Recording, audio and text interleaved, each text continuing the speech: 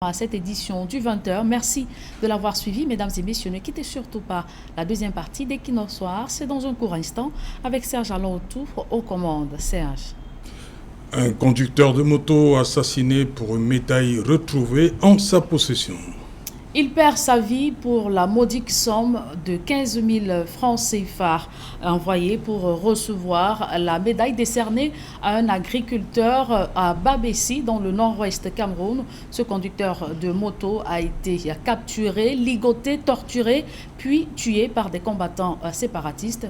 La vidéo de son exécution envoyée aux autorités de la localité a révolté ses collègues mototaximènes qui ont à leur tour manifesté dans cette localité. Vous avez vu dans le reportage du riche Gonomala, l'autorité administrative est descendue sur les lieux pour calmer les esprits surchauffés. Serge Alonto. Voilà, madame, monsieur, c'est donc l'essentiel qui nous soit deuxième partie. Bonne soirée à vous, Julienne. Très bonne soirée à vous. Rendez-vous demain. 20h. Dans un instant, dans la suite, et qui nous soit en compagnie de nos invités.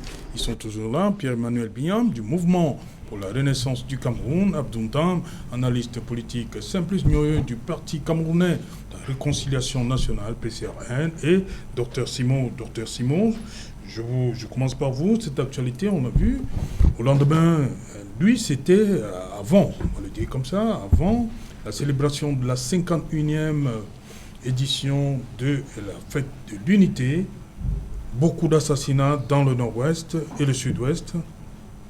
Comment comprendre cette montée de la violence, recrudescence de la violence dans cette zone, alors qu'en fait, l'unité nationale. Voilà, c'est ça le véritable problème, ce Jalin, c'est que nous sommes dans une phase où on devrait démontrer une certaine union pour notre pays, un certain amour pour notre pays, et malheureusement, on finit par vous dire que, entre guillemets, tout s'est bien passé dans les autres parties du territoire, mais sauf qu'à un certain endroit, on a des crimes, on a des meurtres, on a des personnes qui perdent la vie comme ça pour rien. Et à un moment, il faut bien s'arrêter et se poser les bonnes questions. Finalement, qu'est-ce qui peut arrêter ces hommes-là? Parce que moi, je vais me focaliser sur cet élément-là. Qu'est-ce qui peut bien arrêter ces séparatistes? J'ai pas envie de dire ces Zambabos. Qu'est-ce qui peut bien les arrêter? Parce que malgré le mécontentement des uns et des autres, je crois que face à une période comme celle-ci, tout le monde devrait s'arrêter et s'incliner devant cette unité nationale-là. Chaque jour, on perd des Camerounais. Nous sommes à 6 années aujourd'hui, malgré les efforts qui sont faits du côté de l'État du Cameroun, malgré la main tendue du chef de l'État, dans cette mendicité de la paix qu'il prône régulièrement, on a toujours cette brebis galeuse-là. Parce que je vais dire ça comme ça. Contrairement aux années antérieures, on voit quand même une nette évolution de ce côté-là. Mais il y a toujours, n'est-ce pas, un crépuscule d'individus qui persistent et veulent toujours se faire entendre. Et vous allez voir que maintenant, ils ont un excellent mode opératoire. C'est qu'ils ciblent des périodes stratégiques pour pouvoir faire parler d'eux et créer, n'est-ce pas, toujours cette phobie. Parce qu'eux-mêmes sont déjà rendus compte, il faut le dire, il y a une désunion entre les populations. Et ces personnes-là, ils ont compris, comme on le dit au RDPC, que le meilleur risque, c'est les forces de l'ordre. Donc maintenant, qu'est-ce qu'ils font? Ils attendent des périodes stratégiques pour créer, pour poser des actes inhumains et développer, n'est-ce pas, cette phobie et cette peur. Une façon de dire un peu aux populations, nous sommes toujours là, malgré le discours que l'on vous fait comprendre que tout va bien. Non, tout ne va pas bien, mais il y a un excellent travail qui est fait. Mais je pense que même ne serait-ce que pour l'unité nationale, ne serait-ce que pour le Cameroun, à un moment, il faut bien s'arrêter, malgré l'énervement, malgré la fâcherie que nous pouvons avoir. Simplice, il ne fallait surtout pas qu'on voit cet élément, c'est-à-dire la médaille, la reconnaissance de la nation. On sait que de ce côté-là, on entend parler de la République, c'est pas autre chose, la République du Cameroun. C'est cet élément-là qui a condamné le conducteur de moto à mort.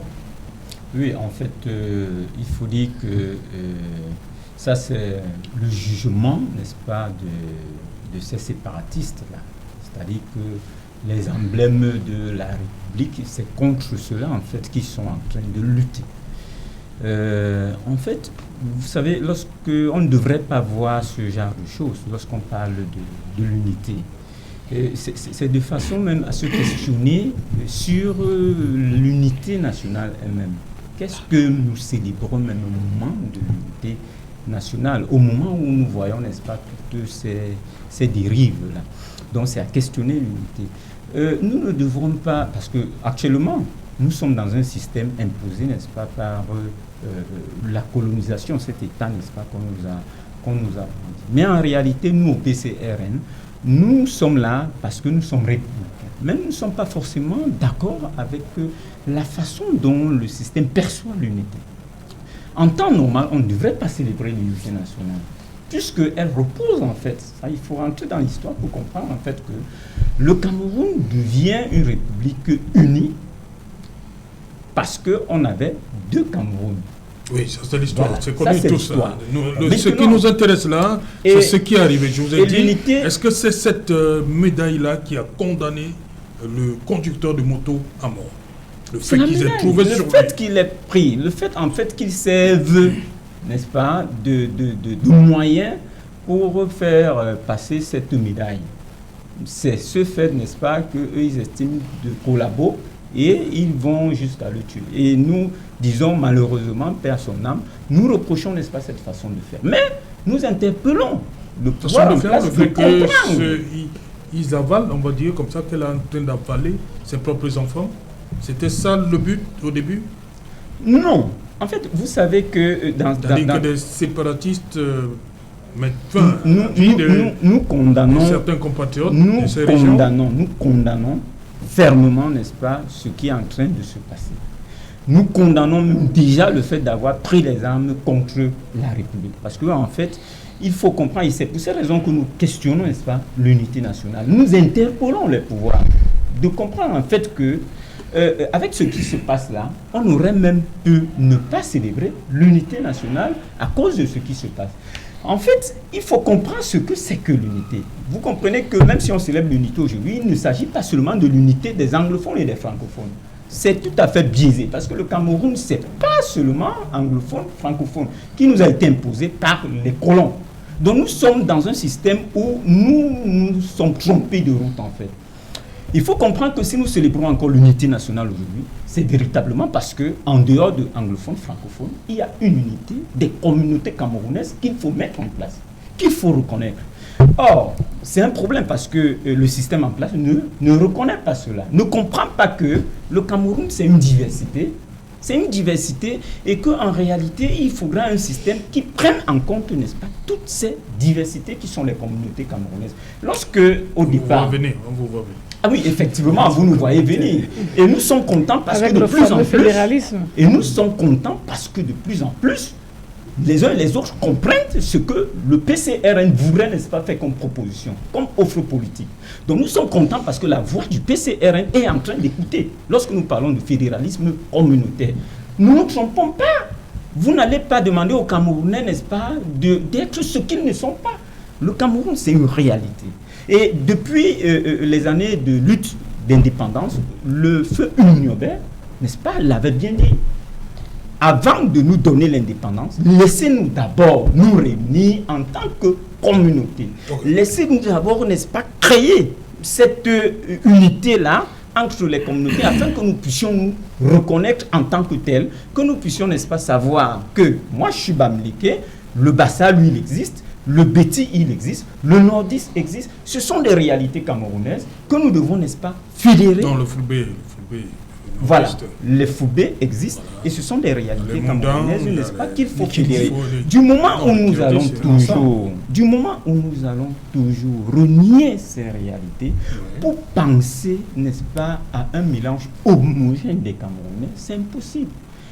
Le Cameroun ne peut être que uni dans sa diversité en reconnaissant, n'est-ce pas, ces communautés qui existent là. Et ça permettrait enfin que nous ne puissions pas vivre, n'est-ce pas, ce que nous vivons là. Vous voyez, moi je parlais tantôt du ministre Ngano Messi qui est sur toutes les routes nationales. Ben, vous pensez qu'une seule personne, en centralisant tous les pouvoirs là, ça peut marcher? Non, okay. Ça ne peut pas marcher. Si le pouvoir était, n'est-ce pas, transmis dans les compétences, dans les moyens, aux populations, aux communautés, n'est-ce pas, qui vivent dans le camp, la route de Boumou-Poupa serait faite il y a belle lurette. Vous comprenez? Donc, c'est ces difficultés que nous avons et nous interpellons les Camerounais, n'est-ce pas, à se réapproprier l'idée que le Cameroun, c'est une diversité de communautés et il faudrait, n'est-ce pas, que le fédéralisme communautaire soit une solution, n'est-ce pas, à tous les problèmes que nous vivons. Merci. Dans cela, il faut qu'ils aillent voter, qu'ils s'inscrivent sur la liste électorale. Effectivement, voilà. C'est ce que nous faisons. Ok, merci. Voilà, Pierre-Emmanuel Biam d'abord, ce qui arrive à ce conducteur de moto, il a joué un mauvais rôle. Ils ont trop risqué. Serge-Alain, d'aller prendre la médaille à la place de quelqu'un d'autre. C'était risqué pour lui. je vais joindre ma voix à celle du mouvement pour la renaissance du Cameroun pour adresser mes condoléances les plus adressées à la famille de ce défunt, de cette victime-là. Une victime de plus de cette crise dite anglophone. Et par la même occasion, me basant sur l'idéologie de notre parti, qui est un parti républicain, je condamne avec ma dernière énergie cet acte de violence, sinon même terroriste, dont ce dernier a été victime, paix à son âme. Alors, tout à l'heure, Dr Simon était en train de se poser des questions à savoir qu'est-ce qu'il faut faire pour que cela cesse. Le président Paul Biya sait ce qu'il faut faire pour que cela cesse. Parce qu'il a tout entre ses mains. Il a les propositions des partis politiques, en l'occurrence celle du MRC, de la société civile, des acteurs et partenaires du Cameroun au niveau bilatéral et multilatéral. Et il a les propositions de son propre parti politique et de tous les Camerounais. Au MRC, nous continuons à penser et nous restons persuadés que la voie de la militarisation pour la résolution de la crise anglophone a connu un échec cuisant et que l'unique voie qu'il faut observer aujourd'hui, c'est le dialogue par la médiation. Que ce soit une médiation au niveau continental ou au niveau international. Ça, c'est indéniable. Et nous avons fait des propositions très solides là-dessus. Qu'on monte ou qu'on descende, on va finir par là. Je rejoins Simplice, mon frère du PCRN, qui questionne fondamentalement la fête de l'unité nationale. Parce que, il faut le rappeler, le Cameroun a toujours été un. Sous les Allemands, on était un seul Cameroun, le Cameroun allemand, qui avait un territoire relativement plus grand que ce que nous avons aujourd'hui. Mais c'est sous le Cameroun français et anglais qu'on a été divisé. Et l'une des revendications de l'UPC, dès sa création en 1948, c'était la réunification d'abord du Cameroun, avant l'indépendance. La réunification d'abord du Cameroun. Ensuite, deuxième revendication, c'était l'indépendance du Cameroun, sans délai. Sans délai. Donc, nous fêtons quoi le 20 mai? Effectivement, nous fêtons cette réunification-là de nos frères anglophones et francophones qui se sont réunis davantage. Mais en l'état actuel des choses, quand on regarde ce qui se passe, la recrudescence de la violence, une crise qui perdure, qui devient même rampante dans le nord-ouest et le sud-ouest de notre pays, depuis pratiquement plus de 6 ans aujourd'hui, est-ce qu'on est encore en droit de dire que le Cameroun est un pays unifié, est un pays qui vit dans l'unité? Quand Paul Biya, le président Paul Biya hérite le Cameroun, le 20 mai 1982, le 6 novembre 1982, non, je vais dire le 20 mai 82, l'année où il prend les rênes du Cameroun, ce n'est pas le même Cameroun qu'on observe aujourd'hui. Le Cameroun est aujourd'hui en lambeaux. Nous sommes sous des crises multiformes et dans presque toutes les régions du Cameroun, pas seulement les régions anglophones du Cameroun. Donc on a le droit de questionner vraiment la réunification. Donc nous pensons que il nous reste encore la possibilité de résoudre ce problème et que ça devienne une préoccupation de tout le monde, commençant par ceux qui tiennent le pouvoir en place. Voilà, Dame, ces derniers jours, il y a eu beaucoup. On en parlait hier sur ce plateau, il y a cette bombe qui a explosé au Bongo Square dire la place des fêtes à Buea. Il y a eu le kidnapping, une cinquantaine de femmes dans le nord-ouest, toujours, et ces assassinats, on en dénombre 3 ou 4 déjà, entre le 19 mai et le 21 mai. Comment comprendre? D'abord, pour le comprendre, on doit convoquer bien évidemment les variables explicatives, notamment la sociologie des crises, la géostratégie, pour pouvoir essayer de comprendre ce qui se passe. Mais avant cela, je voulais quand même m'incliner devant la mémoire du disparu, parce que M. Outouri a 2 façons de définir la mort en philosophie. La définition de la mort selon Platon, qui entend par mort un vide. En fait, la mort est une nécessité intérieure avant d'être un accident extérieur. Et pour Vladimir Jankélévitch, la mort est un accident. Et dans le cas d'esprit, on constate que ce monsieur, il sortait de chez lui sans... Il ne savait pas qu'il devait rentrer comme ça. Et il a été du coup rattrapé par cette mort. Et je crois qu'il faut s'incliner. Mais après avoir dit cela, il faut quand même le dire, hein, M. Seralotou, que nous sommes typiquement là dans une forme de guerre asymétrique où en réalité ce sont des indicateurs qui nous amènent à constater que l'ennemi en face est en perte de vitesse.